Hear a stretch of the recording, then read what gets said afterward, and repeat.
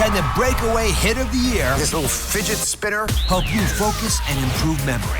How about this? Really useful in diffusing stress. The new tools that bust brain fog. Plus, I was rich and famous, but I was broken. 8-time Major League Baseball All-Star Daryl Strawberry. revealing the addiction that nearly took his life. And Real Housewife Dorinda Medley. These are low fat. She's here revealing her holiday tips to make it nice this season. Coming up next.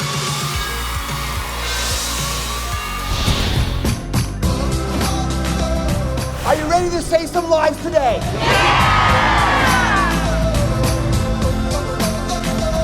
I love you, Dr. Oz.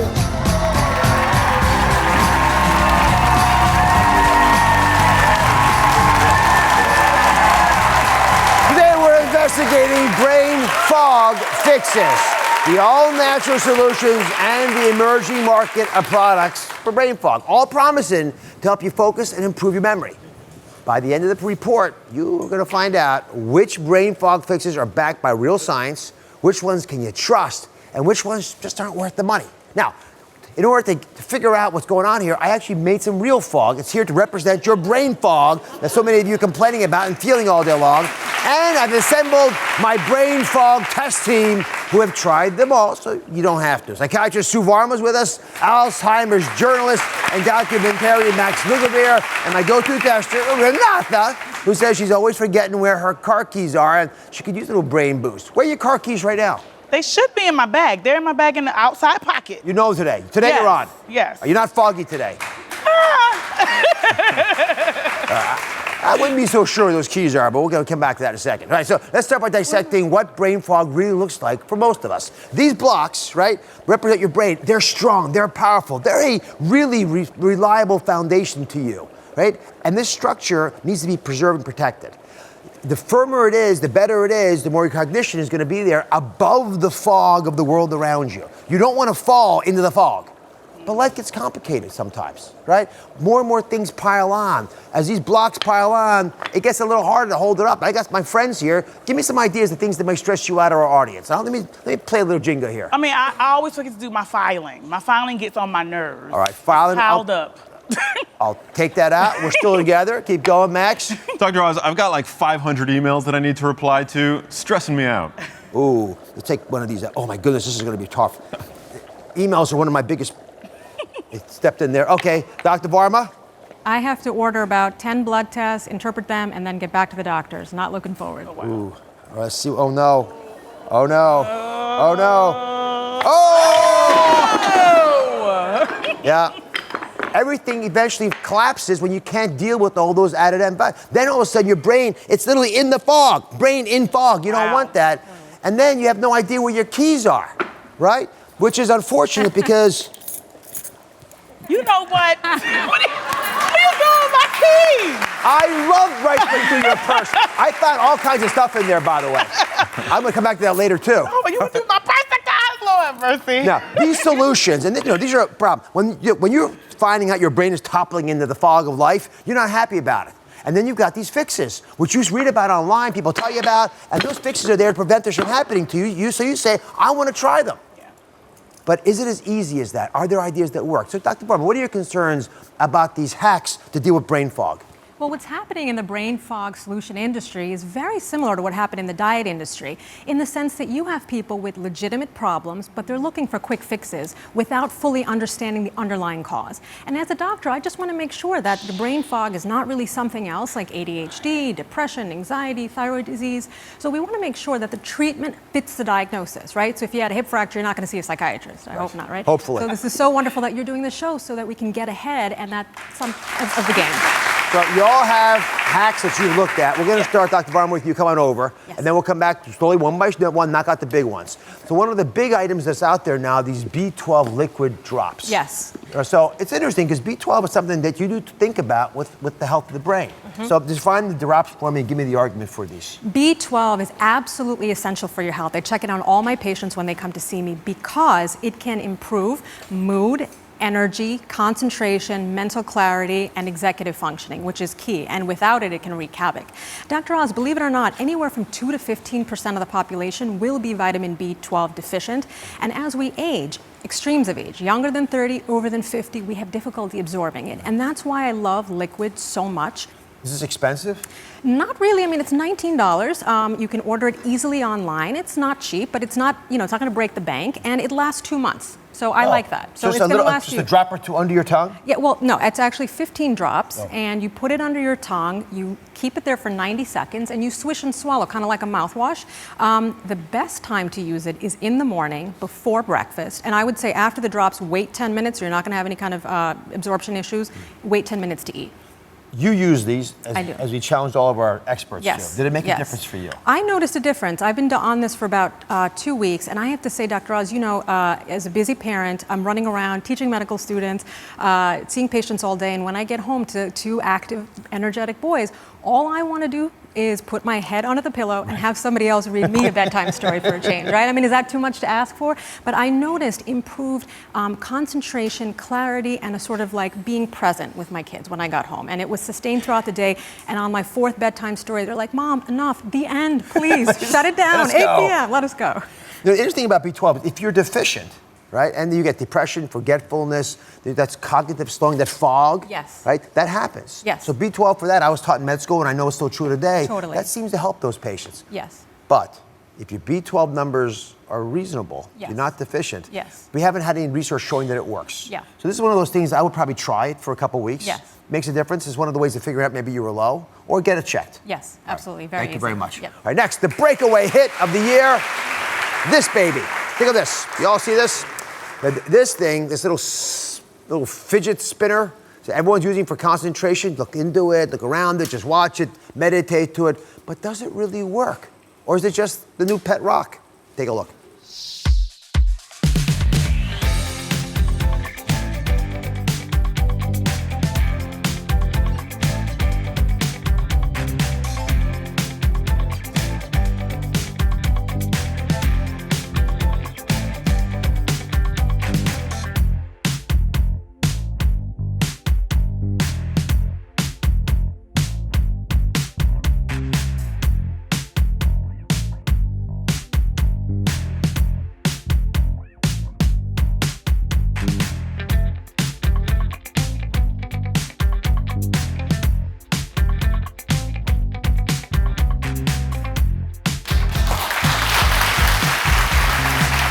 Go with the balls. Enjoy. You ready? Oh, who wants one in the back? Nice catch. All right, listen, play with the balls. They're inexpensive, fun. These things sort of solve some of your issues. You'll be surprised. We'll check back with you later on. Next, we got a brain fog tester who's really interested in blue energy light therapy, Max Dugavere. So first of all, if you don't mind, you're always in these high-tech gadgets to solve the world's issues. Explain what this is in a way that I understand it. Yeah, so this is an ultra-portable device you just plug into the wall, and it claims to mimic some of the beneficial effects of the bright blue light from the sun, which we know sets our body's internal clocks, really useful in diffusing stress and helping us sleep better at night. And I actually found it to give me a sort of energized feel while keeping me relaxed in the morning, which is actually a unique combination, and it gave me a greater sense of clarity. It sets your circadian rhythm. I mean, lots of good arguments for it. What does it cost? Yeah, so it's not cheap. It costs about $99, but the beautiful thing about it is that that's a one-time fee. Well, at that price, it better work. Yeah. I mean, it's not a crazy price, but it's a price. Yeah. All right. Here's what the studies say about blue light. They say they promote wakefulness, they prevent your body from making melatonin, which is one of the ways you stay awake during the day. I like it the most because it mimics what normally happens to me when I'm able to get up when the sun comes up. Yeah. Which is not all year round. This time of year, when the days are short, I get up when it's dark and it drives me batty. This sets my circadian rhythm so I get tired that evening. Yeah. Which is probably the coolest thing for me anyway, buddy. Yeah, at the end of the day, remember, getting good sun exposure is free.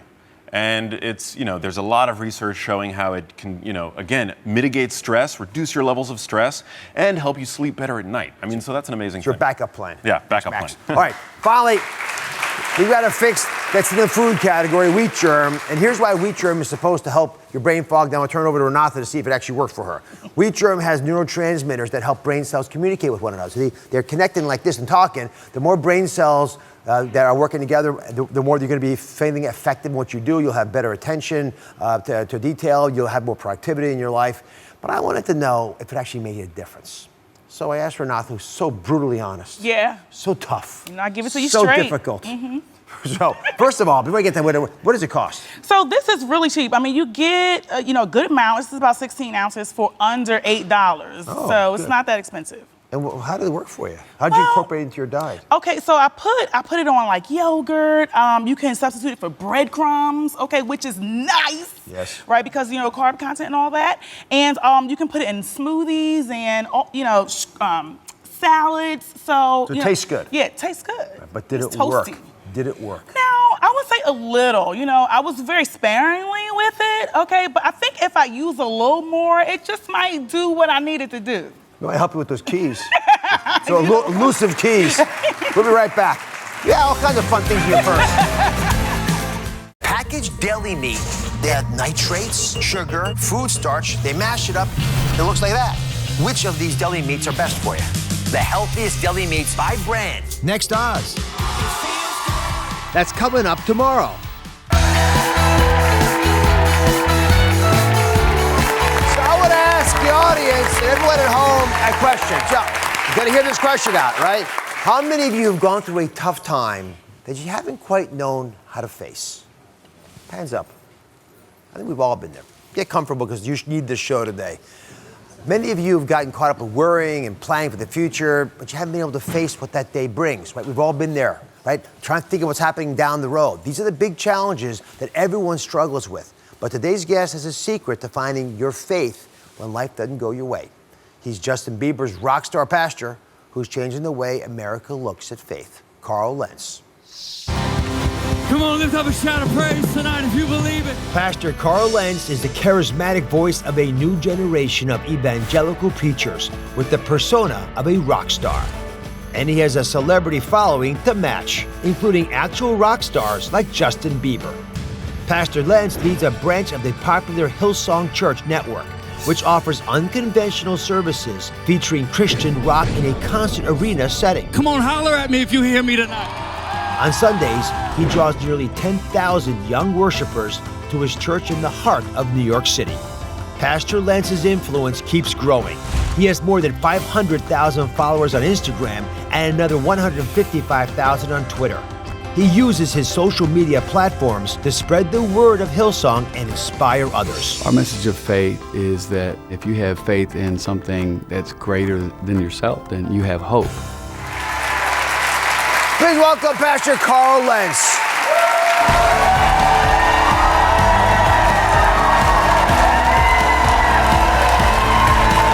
Looking better and better. How are you? How are you? Awesome to be here. Thank He's a basketball player, you can tell. He's taller than he looks. He's like a gazelle. you. I'm retired. Retired. Thanks for being here. Hey, it's an honor. Thanks for having me. So your ministry's gained a huge following. A lot of it's because of you and your charismatic ability to talk to folks, but you've got some A-list practitioners, Justin Bieber being a good example. How do you help him, by the way, deal with the harsh glare, the spotlight of celebrity when he's just trying to be a good person? Well, I got an exclusive for you. Exclusive? Oh, gosh. Justin Bieber is human. Yeah. Who knew? Yeah. And I think Shocking. what we found. Revelation. I think what we found is, first of all, like the vast majority of our churches, ordinary people who maybe the media wouldn't know. And we say everybody's a celebrity because the word celebrity means to be celebrated. Yes. So when people say, do you have celebrities? I said, yeah, but there's a lot of single moms. There's a lot of hardworking people that just need help and hope.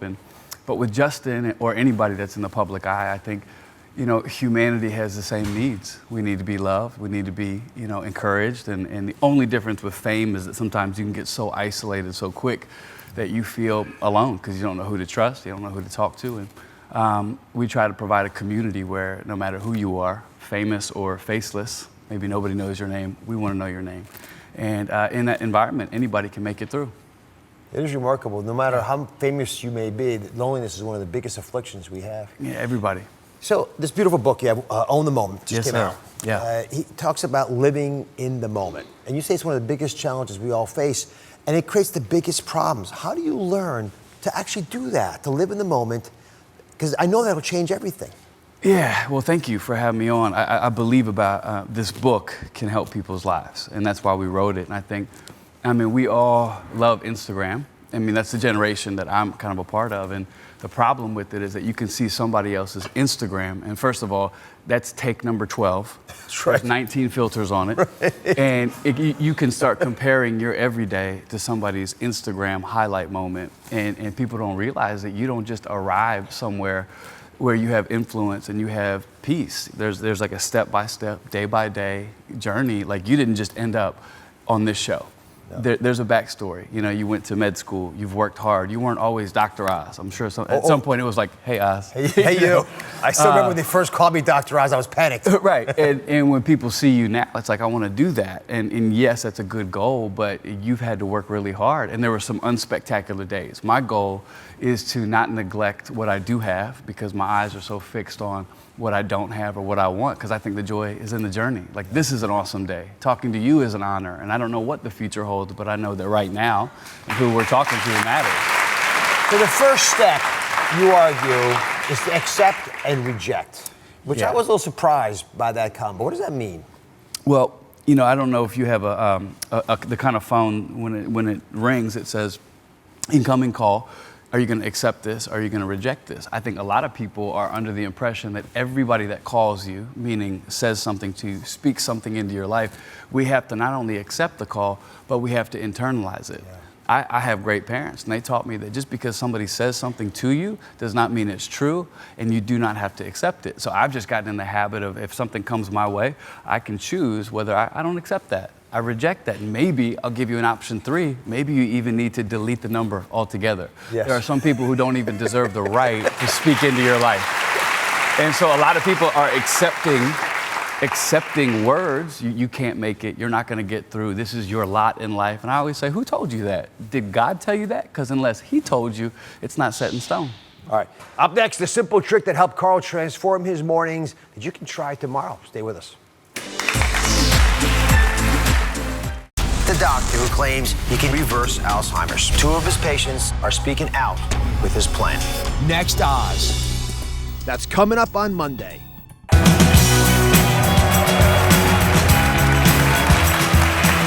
Now I'm back with Justin Bieber's rock star pastor, Carl Lentz. So you have all kinds of beautiful, brilliant little insights. Come on, I want you to show one to everybody. You said this is a big breakthrough for you.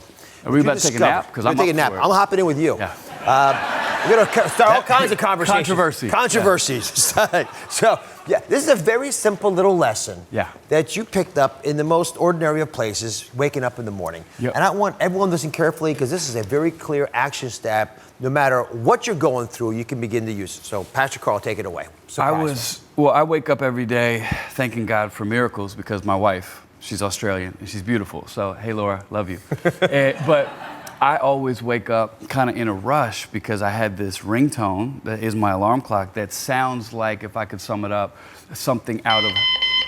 Like that? Yeah. And day after day that would happen. And Laura said to me one day, she's like, you know, you start your day in an out of rest state because of that ringtone. I'm like, well, I can't fix Apple. That's the way the phone is. And she goes, no, I actually have a better ringtone, an alarm clock. You want to hear mine? This was Laura's. Oh my goodness. So here I am living with this ringtone, and I didn't know that I could change my default settings. And that might seem silly, but I just accept what I've got. I started to change my settings, and my whole outlook changed a little bit. And I started to think, I wonder how many default settings I have in my own soul that I thought I had to live with that I actually don't. And so now I check everything just to make sure that, you know, if I can change something, I'm going to change it. I'm not just going to take it the way it is. Just like my phone now, I've got angels that wake me up every morning, as opposed to, New York City traffic. Yeah. Kick the tires. Yeah. Right, so you surprised us. Let me surprise you back. I got some audience members. I know you love talking to people. I do. All these folks are your fans, and they all wanted to see you. They did. Hey, I see that. They asked for you. So it's an honor. We picked a couple of these wonderful folks. They won the lottery, get to ask you a question. So Rhea's going first. Rhea, how are you? Hi, Rhea. And again, I want to thank you all, because they're going to speak very honestly from the heart about what's going down in the list. Come on, cuddle up with me. How are you? I'm giving you a hug before you even start. It's a pleasure. Glad you're here. Pleasure. Thank you. Come on, stand over here so we can see. We don't see your backside of the Don't leave me, though. No, I'll be right here. I promise you. Okay. All right, so my question is that I'm a brand new entrepreneur, 4 years, 4 years, yeah, but 4 months actually doing it full time. So it's very daunting and frustrating and overwhelming. So I get discouraged a lot. So what can I do to motivate myself and stay positive every day? That's a good question. Number one, congratulations for stepping out in faith. I think that everybody gets overwhelmed with all the stuff you have to do, and everybody forgets that I don't think God calls us to change the world. I think He calls us to change our block, change our office, change our day. And especially when people start new businesses, I always say, you got a long journey, and if you can control what you can control, it's amazing what God will continue to bless. He will lift your head every day. And I would say, get some people around you who are cheering for you, because a lot of people start a business and they have people that maybe don't want them to win, don't encourage them enough. You need to find somebody that's going to tell you, hey, you're doing better than you think you are. God's going to do more than you think He is. And your business is not just going to make it, it's going to thrive. Thank you. Yeah, thank you. I believe it too. God bless you very much. For more wisdom from Pastor Carl Lentz, check out his new book, Own the Moment. It's in stores now. I'll be right back. Up next, an interview that no one can afford to miss. Darryl Strawberry is a 4-time World Series champion, but he also faced a struggle with addiction that nearly took his life. What I've learned that can help you, that's next.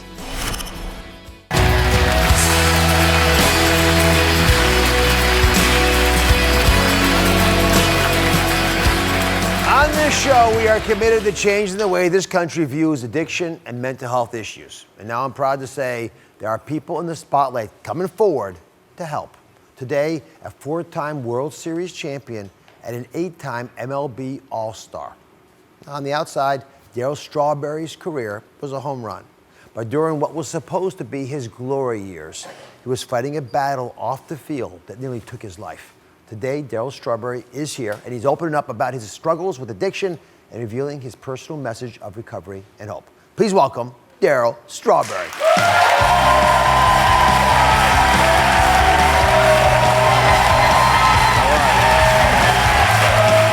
Doctor, good to be with you, brother. So happy you're here. Yeah, thank you. Thanks for having me. Have a seat. Yes. Oh my goodness, in person, Darryl Strawberry. In person. You're real. I am real. So my generation grew up watching you, admiring your physical finesse, the power you showed on the field. Now you've been open about your addiction. You've been sober for a year, for 10 years rather. Walk us through the base of this addiction. What caused it? Where did it stem from? Well, I think, first of all, thanks for having me here. It's great to be with you guys, and I think we need to speak loud about addiction.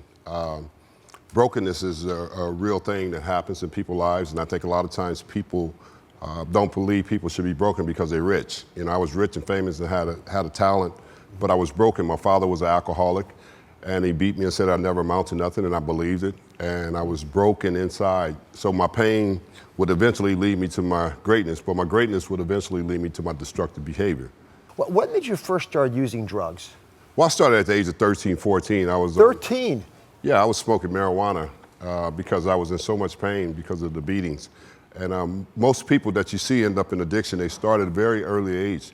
And it's the marijuana maintenance. You know, people think marijuana is just a drug that won't lead to anything else. Eventually, marijuana stops working, and then you have to go to something else. And I was no different than anybody else. I just happened to be very successful at what I was doing. At what point, and you're addicted at this point, but at what point during that addiction did you realize I'm a really good baseball player? I mean, this thing could really work for me.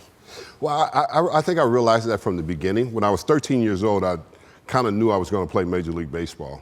At 13? At 13, at age 13. Like I said, you know, because of the brokenness and the dysfunction in my home, my dad was an alcoholic. So I created in my mind that I'm going to play Major League Baseball and I'm going to take care of my mother.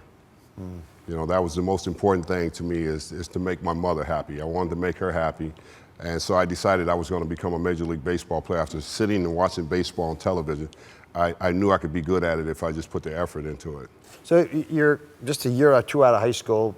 It seems like you have it all, right? You've got, literally, from my perspective, everything you'd ever want.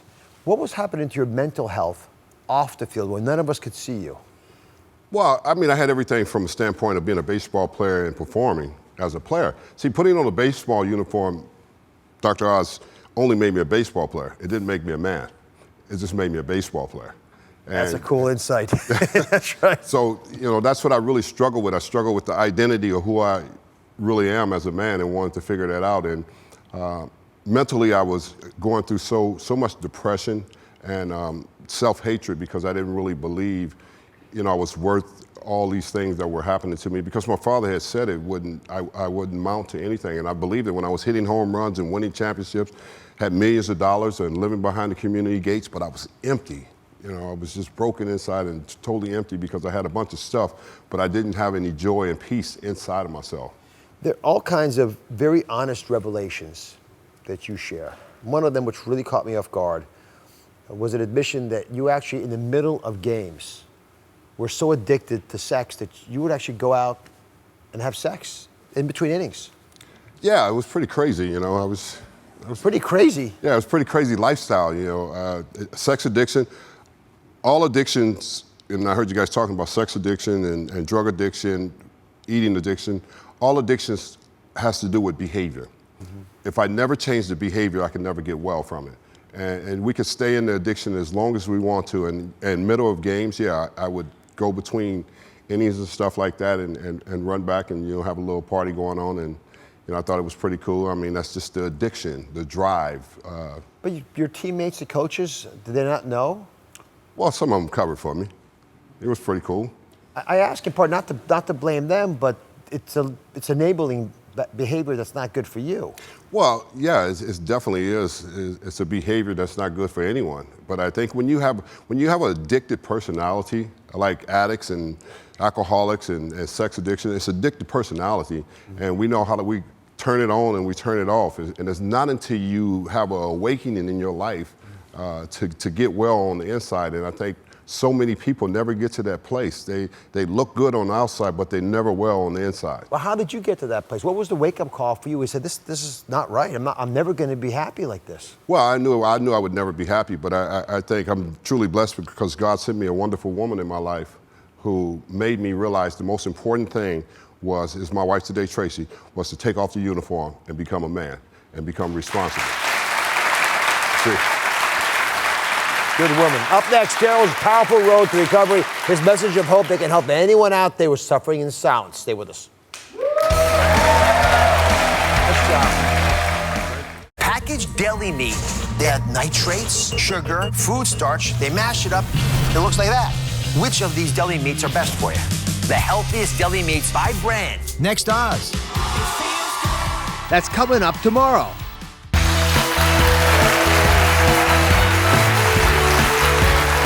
We're back with four-time World Series champion Daryl Strawberry, who's revealing the addiction that nearly took his life and his powerful road to recovery. There are a lot of folks watching right now, big admirers of yours. What advice do you want to give folks who are addicted or the families of people that are addicted? Well, I think the most important thing is to never give up and don't quit on anyone. I think that's so important because my mother didn't quit on me and people didn't quit on me.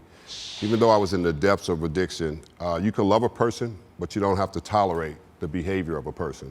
And I think that's so important to be able to help a person is not being able to tolerate and just keep giving in to them. And I think that's what happened to me. I got well because of my wife. She was pulling me out of dope houses. 14 years ago, I was shooting dope and smoking crack. And she was pulling me out of dope houses. She had 1 year clean, and she was saying that God had a plan for my life, and I couldn't see it. I said, why don't he just let me die here? And she said, you're just not that lucky. So I wasn't just that lucky, and I'm grateful for her. I will always be grateful for her because that's important, is to understand God is always going to use people to help people.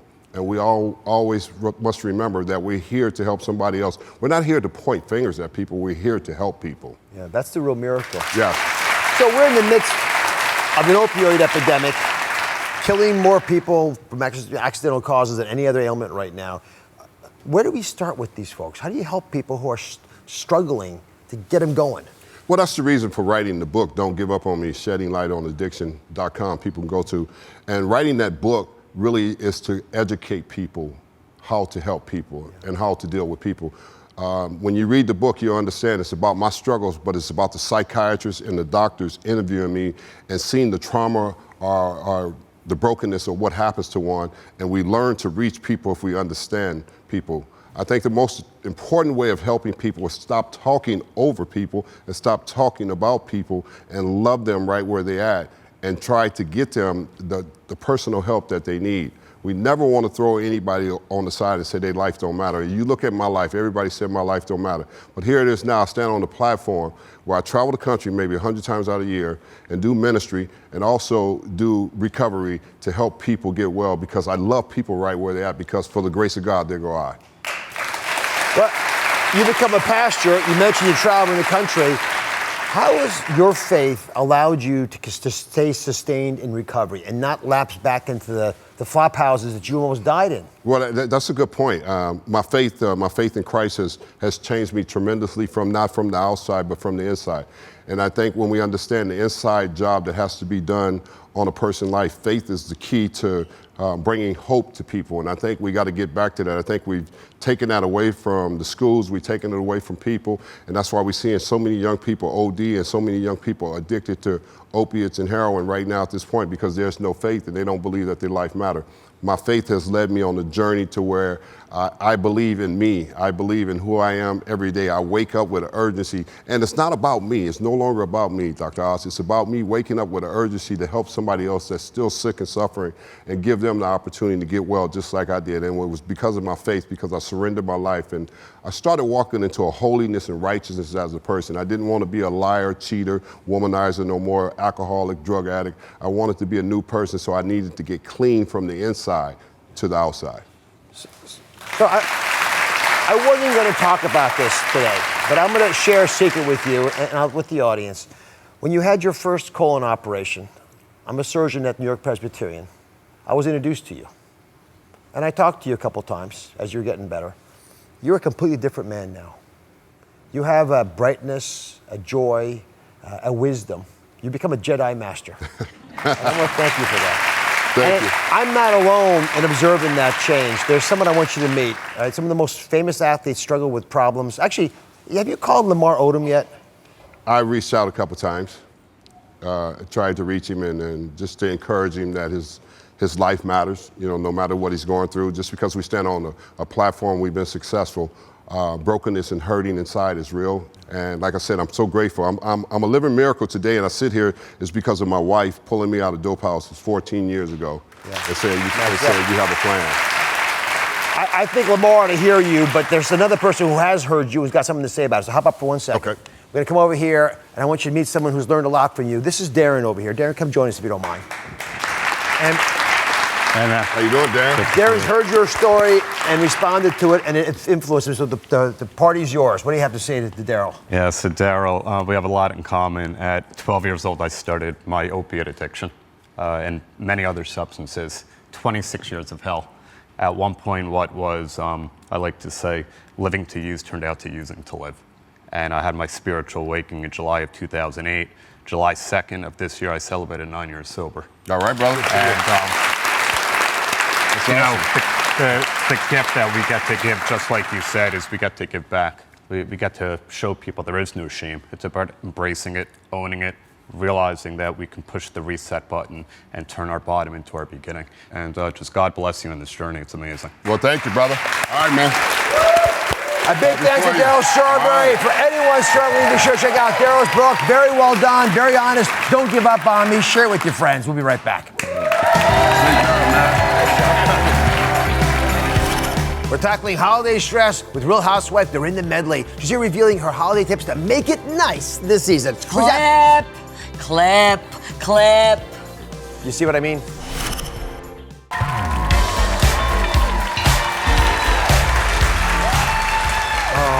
I love the holidays. We're in the middle of the holiday season.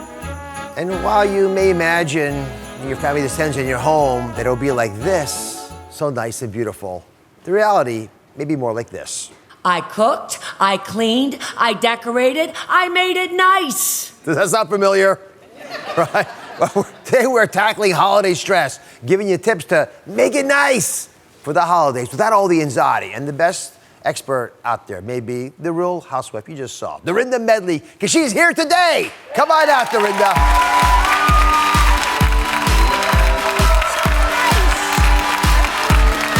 are you? Nice to see you again. You look great. Linda, thank you for making it nice. Look at this. I got an apron for you. I cooked, I decorated, I made it nice. Oh, freshly pressed. one second. You got to put it on. I don't want to wear a jacket with that. Because we're going to try hard. But hopefully we won't have any arguments. It's all right. Or fights. I love your fights, though. No? In fact, my whole staff admires you so much. They're infatuated with you because... Well, they're so nice. Well, because they like you. They're not nice to me all the time. But the cool thing is that you just stay in the holiday mode when everyone is going crazy around you. How do you do that? I try to refocus people on the positive. I try to do that in general. If you see a party is going left, you got to change the subject very quickly, put on some music, maybe stop a few from drinking. You know what I mean? That kind of thing. Very well. But there's always a member of the family, I have one I know, who's trying to make it nice, trying to hustle, put the pieces together, calm folks down. Has that always been your personality? Yes. I'm kind of, even on the show, I said to someone the other day, I'm kind of like a zookeeper. You know, I don't go, this one's a lion, that one's a giraffe, I pet the sheep, you know what I mean? And I've always been like that. I think it's a third child thing. Oh, I really do. Yes. Because you're always, mediating and negotiating. Come on over. I want you to show me how to negotiate. I am. I'm so excited. These are your make it nice tips. First off, you say lessen your anxiety by keeping it simple and serving one-pot meals. Do you know, it's funny, when I was younger, oops, I'm going to move the whole thing into the audience. Sorry about that. That's how third children are. When I was younger, I thought I had to do it all. And I had to do it the freshest, the best, right as soon as people arrived. And I realized as I got older, it's so important to be able to enjoy the company, enjoy it yourself, because it's just as much about the food and the company. I mean, they're equal. So what you make us? Yeah, I'm going to pull it out of here. Beautiful lasagna. You know I love my lasagna. The girls love the lasagna.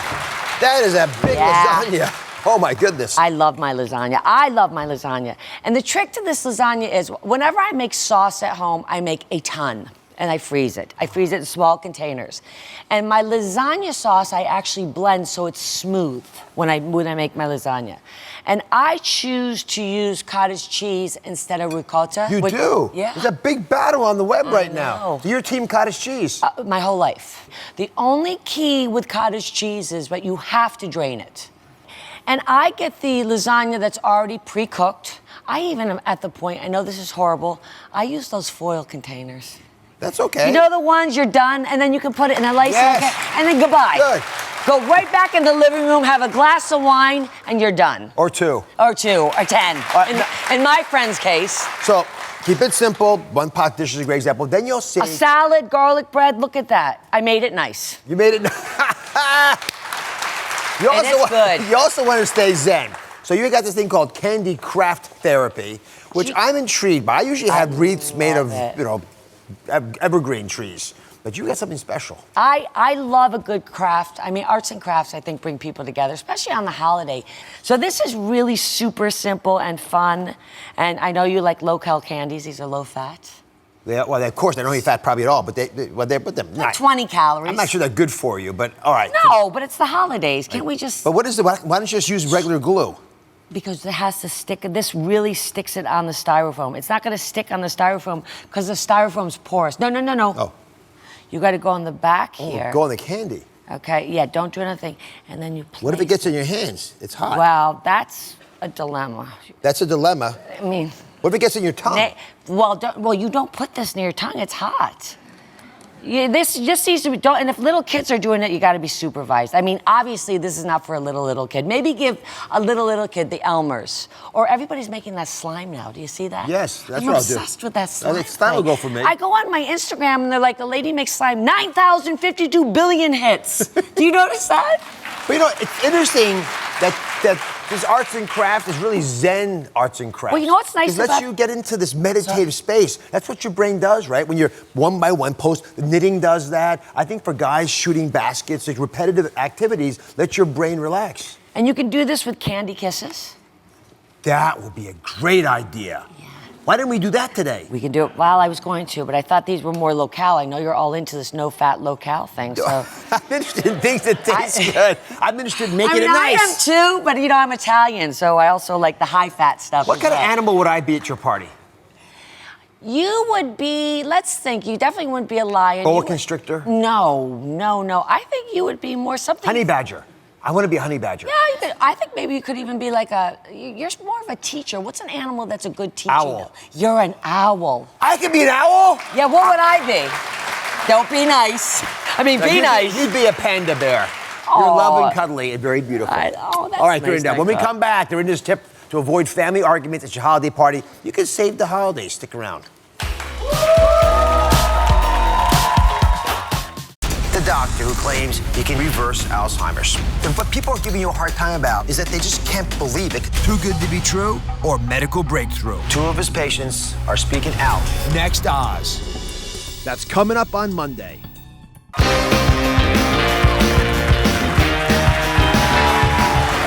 For a lot of you, the most stress-inducing things about the holidays are the annual family fights that happen. Have you all been there?